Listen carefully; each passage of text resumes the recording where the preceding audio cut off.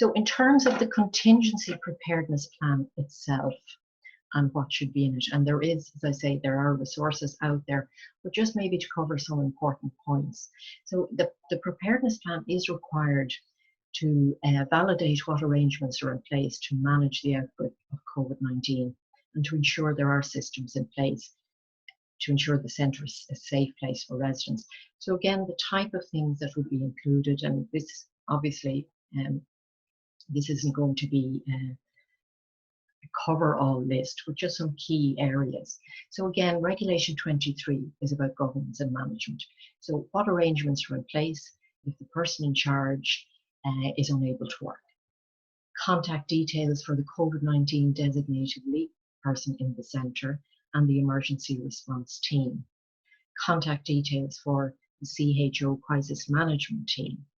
Contact details of other service providers, such as the pharmacy, GPs, specialist services, local infection prevention control team, and so on.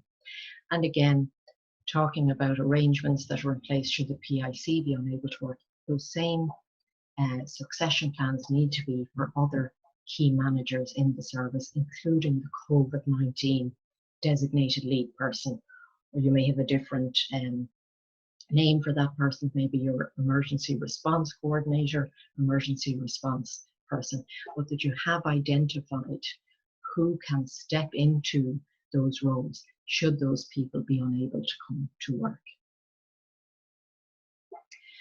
Arrangements, again, we mustn't forget the need for mandatory notification. So HIQA NFO 2A, again, CHO, mandatory notification. So ensuring that there are arrangements and responsibilities have been designated for those. And going back to what we were saying about communication with families, details of the designated family liaison person to ensure that families are kept informed and communicated with, obviously in line with residents' wishes, while visiting is restricted during this time. With regard to Regulation 26, which addresses risk management procedures, the sort of things that would need to be in a contingency plan would include the arrangements in place to identify risks related to COVID-19. So those risks that perhaps have been already identified, but what arrangements are in place to keep an eye on the risk register, to carry out risk assessments in line with changing needs, changing circumstances. And so how often that will be done, who will do it, and how will the risk register be updated. Arrangements for access to resources. So again, your contingency plan should look at obvious things like PPE, what access you have to PPE, and again, looking at a bit like the staffing, your plan A, plan B, plan C. So what arrangements you would have in place for PPE at the moment, but should circumstances arise, have happened in different areas, that there's a shortage of PPE, what will happen in that situation. But I think it would be important as well in terms of stock checks, as in the next point, is that there are arrangements for stock checks and that people are aware of, if the stock kind of reduces to this particular level, the importance of doing something straight away to make sure that resources are accessed. The same would apply for medications, and particularly when we're talking about anticipatory medications for end-of-life needs. For oxygen, and it would seem at the moment that there are plenty of supplies of oxygen available through the CHOs, both in the community and also from hospitals, that there isn't at the moment an issue with shortage of oxygen supplies. Looking at catering supplies, and again, what access there are to supplies for catering, and particularly if there's an instance where, again, your key staff in that area are unable to come to work. What is the succession planning for them? Also with regard to laundry facilities, So what are the contingency arrangements for laundry? Because obviously there's going to be increased demand for laundry where you have suspected, confirmed an outbreak of COVID-19. So what are the contingency arrangements for the laundry services? And if needs be, have you access to a business that you would be able to outsource laundry services if you need that? Arrangements for stock checks and reordering, as we said, but having named responsible people who will be doing that. So who's going to be checking for all the hand hygiene supplies to make sure they're topped up and they're available throughout the day, and all the PPE and all these other supplies. So having named persons responsible for checking those. One of the suggestions that came up during the webinar last week, one of the inspectors mentioned that she was aware of one CHO area where residential care facilities were asked to prepare a summary document of residents' personal, medical and care details, which again is a very good idea and very important in terms of if a situation arises where you don't have your own staff or a lot of your own staff, and you have staff who are not familiar with the residents coming in to look after them, that there would be a summary document there that people can access that would give key information about each of the residents, their personal, medical and care details, including any alerts or risks associated with them, and of course their GP details. Regulation 27 is protection against infection. So again, in the contingency plan, looking at what infection prevention and control contingency plans are in place. So there's a little bit of repetition here in terms of what we've talked about already. But again, you're identified discrete zones, allowing for appropriate isolation of cohorting suspected and confirmed COVID-19 residents. Arrangements to access viral testing for residents and staff, and accessing results. Now, at the moment, as we know, the state has made arrangements to go around and test in residential care facilities, so that is happening. But it is no harm to look at what arrangements will be in place. So if all your staff and your residents are tested, but if down the road you need more testing, what are the arrangements going to be? The arrangements for surveillance of residents. So again, as we said, vital signs, checking for any deterioration, atypical presentation, which we'll come to.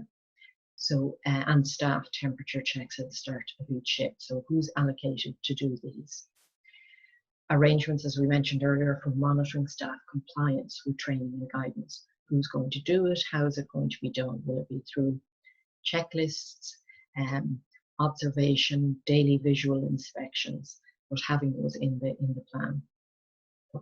And I suppose what's really important in this is what arrangements are in place where there is a suspected case. And this is particularly relevant to those who at the moment are COVID-free.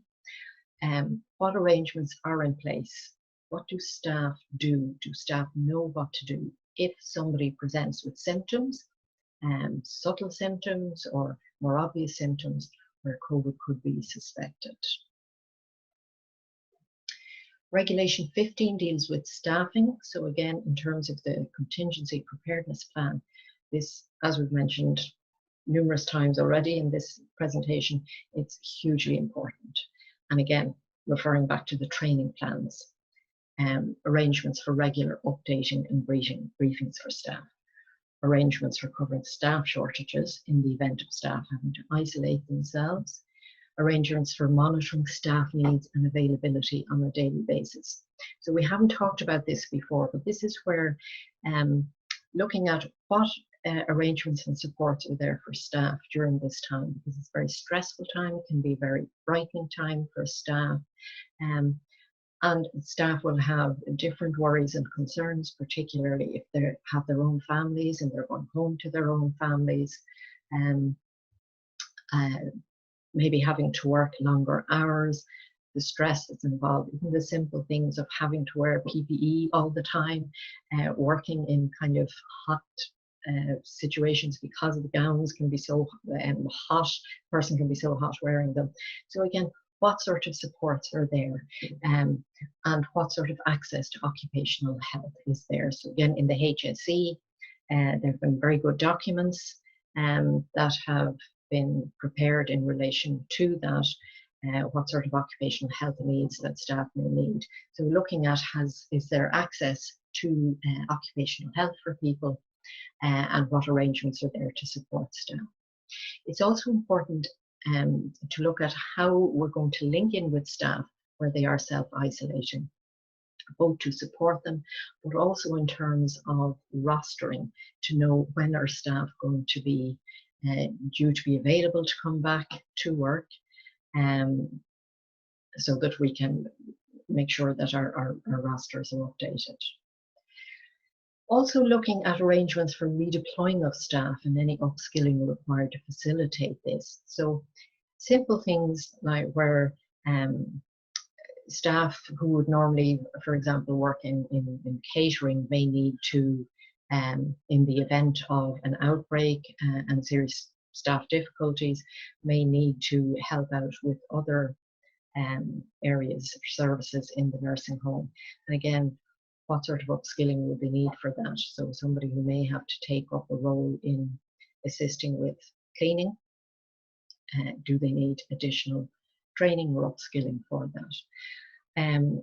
I have mentioned in here noting scope of practice. So again, if we're talking about redeploying that, when we're talking about registered nurses, that scope of practice is very important here and complying with that. And we've mentioned occupational health. Also looking at individual assessment and care planning. So in the preparedness plan, I think it's very important to look at what arrangements are in place for continuity of care.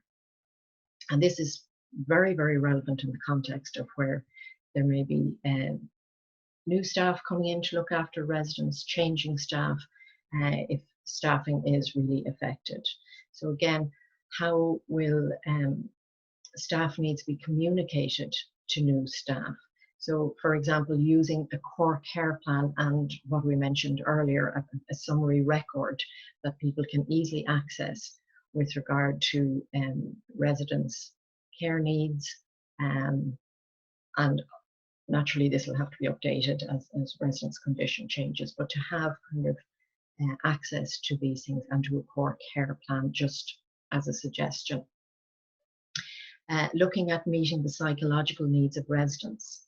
So again, because as we mentioned with staff, with residents, this can be a very upsetting time, not being able to see their family, the fear factor, and the whole change in environment and layout of people going around wearing gowns and masks can be very disconcerting for residents, and particularly for residents with cognitive impairment, with dementia, who may not fully understand what all of this is about. So what arrangements are there for meeting their psychological needs, including communication with family, friends, via Skype, FaceTime, looking at activities, what kind of activities can residents do, particularly if residents have to be isolated in their rooms, looking at how can they spend their time or their self-directed activities that they can do.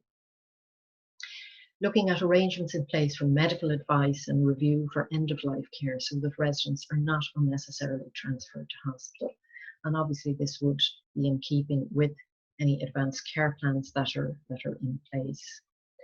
If using a core care plan, again, including in that plan for individuals who are at higher risk of abuse. So again, thinking of, and this is particularly relevant for where there are going to be changes of staff. So residents who may be at high risk of abuse because maybe of behaviours that they have because of cognitive impairment,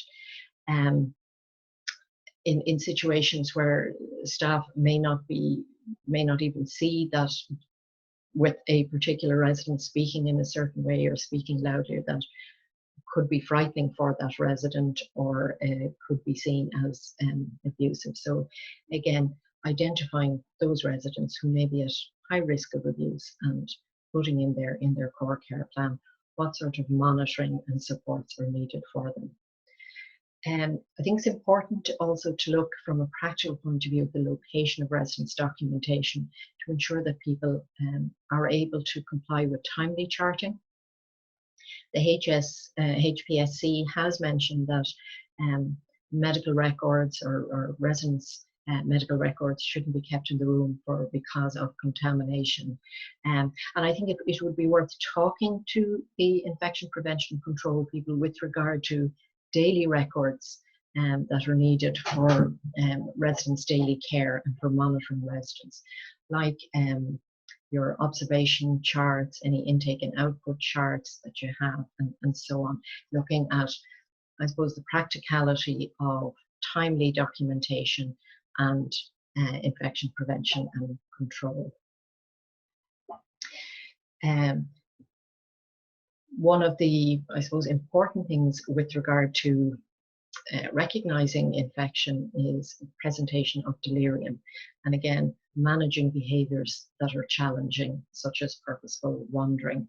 So looking at how do we monitor for acute deterioration. So recognizing those symptoms that may indicate that somebody has an infection, signs and symptoms of delirium, but also when somebody has COVID-19, has an infection, looking for acute deterioration that may be suggestive of pneumonia, maybe sepsis, myocarditis, and as mentioned, delirium.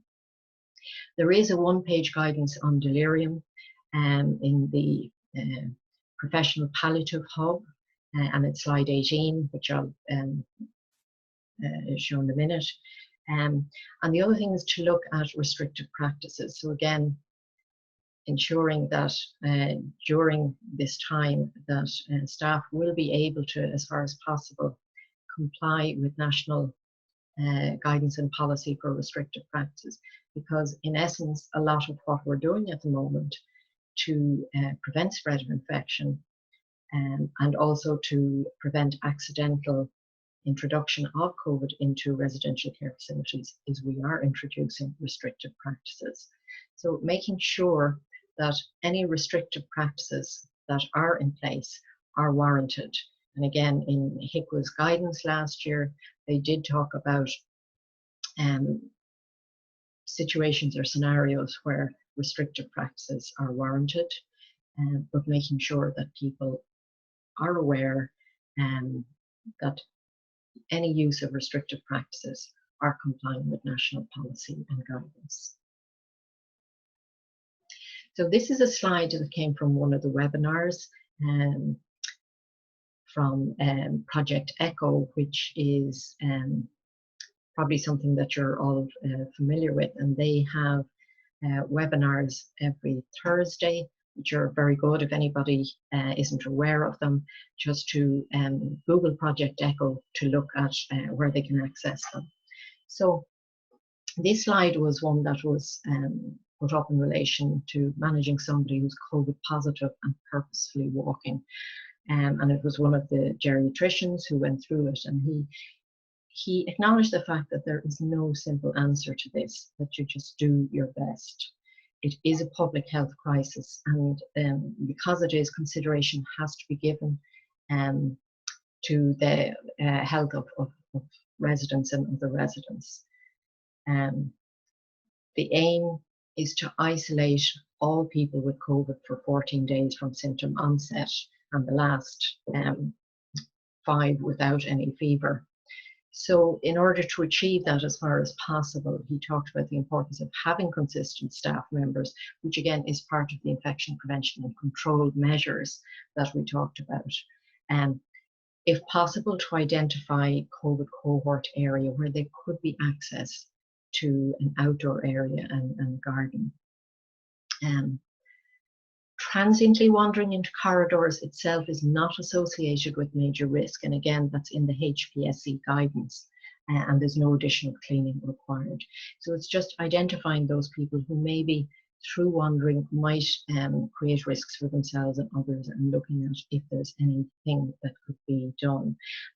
Emphasizing that physical restraint must not be used, but if staff find that they have a particularly difficult situation or circumstances or scenario with regard to caring for a resident who's purposely wandering and is creating a risk for themselves or others, that people should contact GP, old age psychiatry or geriatrician for advice. This is, and I know in some of the HSE facilities and some private facilities, this has been used. So this is what's called the Interact Early Warning System. It came from the United States, and it's basically an early warning system to detect changes in residents. And with this, they're saying for people just to answer these questions about each of the residents you care for every day. If you detect a change, you can fill out an early warning report and discuss the change with the nurse. And these early warning reports again can be got on online through Interact. And it's very, very simple, and it's really important at this time just because it does highlight those atypical changes and picking up subtle differences. So, does the person seem like themselves today? Are they talking the same? Is their overall function the same? Have they participated in usual activities? Have they eaten the same amount and drank the same amount? And if no, again, looking at completing an early warning report and discussing with the nurse, and looking at, is the person weak, agitated or nervous in any way, more tired or drowsy, confused, needing more help with dressing, toileting and transfers if they're not viewed.